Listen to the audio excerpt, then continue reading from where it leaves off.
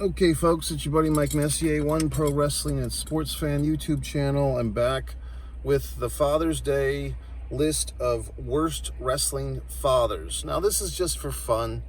This is not meant to hurt anyone's feelings. But for the wrestling fans out there who demand lists like this, I'm the person to go to because I have all this wrestling knowledge. No Google necessary, folks. So let's discuss, first off, what are the criterion? I would say that this leans more towards the personal than the professional. Fathers who, in one way or another, kind of disappointed their children, weren't the best dads, did something or didn't do something that kind of adversely affected their children's lives. So it's going to be an interesting thing. I mean, like I said, it's kind of a mean, M-E-A-N, mean thing to do here, but I'm willing to go there, okay? I'm not afraid, and if the heat comes, the heat comes. So let's start, and this one is really a subjective list, folks. I'm sure I'm forgetting someone. I'm sure I'm forgetting something. But number 10, I'm going to go with a surprise, and also I did do a best of fathers list earlier in the day that you can find one right here on One Pro Wrestling and Sports Fan YouTube channel, Mike Messier. Number 10 on the worst dads list, Rocky Soulman Johnson. A difficult choice. I am a father. I am a fan of Rocky Johnson. He was one of my favorite wrestlers as a young child. The drop kick, the punches.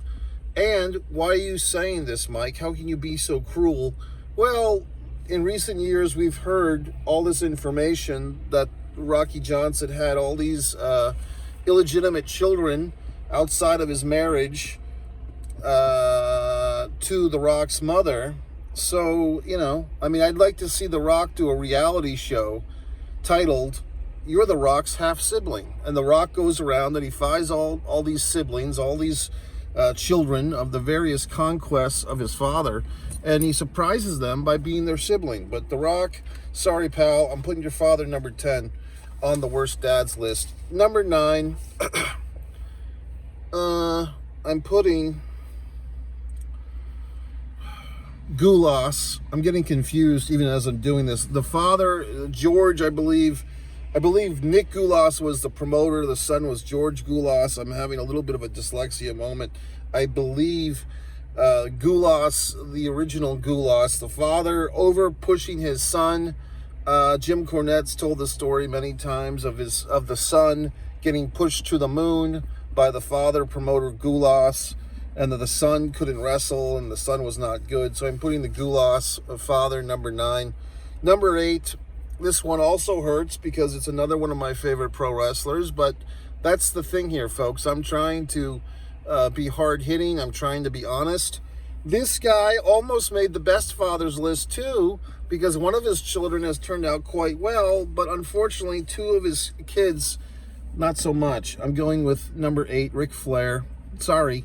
I just feel that, like I said, because Charlotte Flair has done so well, and I think Rick has contributed pretty nicely to Charlotte's career, Rick almost made the best list. But this is, a thin line, folks, a real thin line, because I had to give it up, and I had to put Ric Flair at number 8 on the worst list. And it hurt me to do that. It was not something I wanted to do, but I did do because I owe it to you, the wrestling fans, to be honest. And so Ric Flair, unfortunately, one son passed away at a young age, and then what really did it for me on this one was David Flair getting over-pushed, treated in fucking WCW towards the dying days, and so Ric Flair, sorry, number 8. This might be some consolation to the Nate, because he's one rank lower on this list. Number 1's the absolute worst. Dusty Rhodes, the American Dream. Yes, you might be surprised, another one of my favorite wrestlers, but you might be thinking, Mike, how could you do this? Cody Rhodes has had such a great thing. He's won the world title in honor of his father, Dusty Rhodes. Well, my counter to that is that Dusty was not really there for his elder son, 17 years older than Cody, Dustin Rhodes. Dusty Rhodes gave Dustin a hard time about his choice of bride. Was very disruptive to Melena, or whatever her name is, Terry Runnels. And Dusty was just not there for for fucking Dustin, okay? So sorry, Dusty. Although you were such a great father figure to all those NXT brats, you weren't a great father to Dustin. And you get rewarded by being number 7 on this god-awful list of fathers, okay? Number 6, this guy could have been number 1. He also could have, on some people's lists, been number 1 on the best list. Very controversial. Really, I went back and forth on this. Number 6, Fritz von Erich. I mean, so many things could be said. So many things have been said. The success of his sons, but also the early demises of many of his sons.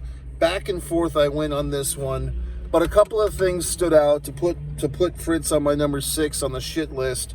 There is a story that goes around that after David passed away, that Fritz would have his other sons, Kevin and Kerry, like forge David Von Erich signatures on some remaining 8x10s, and they would sell those at, Reunion Arena and the Dallas Sportatorium and so forth. That story's been told more than once. And also the stories, here's a real significant one. 2 other things. Mike Von Erich wrestles. Did he want to wrestle? Did he not? Well, after the toxic shock syndrome, I think that was a case where Fritz could have stepped in and said no more wrestling for Mike. Whether Mike was pressured to wrestle or felt the need to wrestle in the first place, he did not start wrestling after David passed away. Mike started wrestling Christmas night, I believe, 1983, against General Skandor Akbar at the Star Wars show. But Mike should not have gone back to wrestling after the toxic shock syndrome incident. He was never the same. He never looked the same. And then, unfortunately, he killed himself, committed suicide. So that, and the other main thing was the Lance debacle. Okay, I mean, it really felt cheap when Fritz felt the need to construct a new Von Erich nephew, Lance, out of nowhere. It did not seem appropriate to just make yourself a nephew out of thin air. And I just found that to be enough to put Fritz on the shit list instead of the hit list. Instead of the good list, he made the bad list. Number 6 is Fritz Von Erichs or Jack Atkinson. Number 5, similar in nature, and maybe this is a bit strong for this gentleman. I mean, I'm looking at it now and just comparing him to Fritz. I might have to reevaluate this, but I did put Bill Watts at number 5. I just felt that his son, strapping young Eric Watts, did have potential, but he should have been allowed to blossom at his own rate. Instead, he got the mega push, beating Steve Austin, beating a lot of wrestlers, Bobby Eaton and so forth, a lot of the mid-card guys that he should have been losing to. Eric Watts was overpushed in 1992/93 by his father. And he kind of, this is the classic case of a father making his son the most hated kid in school. And it's really unfortunate because by all reports, Eric Watts was a nice guy, a smart guy, a good wrestler. And he just got the victimization of his father's over pushing him. So sorry, Bill Watts, number 5. Number 4 might be a bit surprising. Jerry the King Lawler. If you watch some of those promos, and this is where the thin line of shoot and work kind of comes into it, but Brian Christopher had some real choice words for his father. Jerry Lawler, I think even by his own admission, was more of a colleague, if anything, to his son. I mean, I could also almost put Bill Dundee as like a part 2 on this, but these Memphis guys having these children, not really there for them, and then the sons become wrestlers almost to get the attention of their fathers. So, but I just went with Jerry Lawler on this. Sorry, I just felt like in honor of the late great Brian Christopher, I just had to put that down. So Jerry Lawler, sorry, you made number 3. That's number 4. Number 4 is Jerry Lawler. Number 3 is going to upset some people. Once again, on somebody else's list, this is all subjective. This guy could have been number 1 on the good list. I put Vince McMahon Jr., okay, as number 3 on the shit list, on the worst fathers list. Just proposing, and it's been well reported, this is not coming from me, this is not gossip, but Vince McMahon actually proposed a storyline where he would have been the father of his own daughter's child. Basically, putting an incestuous storyline on television was Vince McMahon's idea. Shane McMahon, always looking for his father's approval, getting thrown off Hells in the Cells, jumping off big cages. Vince, making his son wrestle with him against their son-in-law, Triple H, and Shawn Michaels. I mean, just some real weird stuff going on. Vince McMahon directing Eric Bischoff to kiss his own daughter on SmackDown, and et cetera, et cetera. On it goes. There's a famous little video, I believe also from SmackDown, of Vince McMahon catching an extended glimpse at the bosoms of his own daughter. So really a sicko, really a freak. I've been speaking about that for years. People didn't believe me. They all turned a blind ear, but I was right, as fucking usual, assholes. So Vince McMahon's number 3. Number 2, also, I didn't feel good about putting him here, because I am a fan of the man, but I just felt that something had to be said. Something had to be, some admonishment had to come. I put, for number 2, worst father in wrestling, and this once again might be very strong, but I put Hulk Hogan, okay? I'm a big fan of the Hulk. I just feel maybe he just got a bad card with Nick.